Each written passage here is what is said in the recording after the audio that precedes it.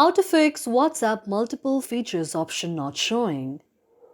If any day you are a WhatsApp user and your multiple account feature is not showing on your WhatsApp and you are quite frustrated, do not worry, as we have got the perfect solution for this.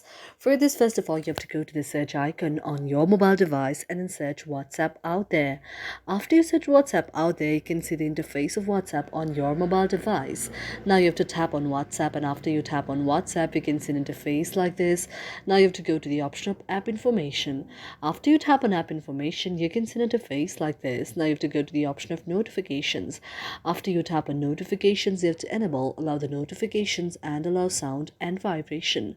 After that, you can go back again and then go to the option of permissions. After tapping on permissions, you have to allow the permission to call logs, camera, contacts, location, microphone, music and audio, nearby devices, notifications, phone, photos and videos, and SMS. After that, you can go back again and then go to the option of set as default. After tapping on set as default, you have to open the supported links and then go back again. After going back, now you have to go to the option of storage. After tapping on storage, you can see an interface like this. Now if you see the option of cache there, you have to clear down the cache by tapping on clear the cache and then go back again. After that, you have to go to the option of app details and store. After tapping on app details and store, if you see the option of update out there, you have to update your very application and tap on update. Now after you tap on update, and if it reaches 100%, then you have to wait until it reaches 100%, and if it's reached 100%, your very problem will be solved as you launch and open it.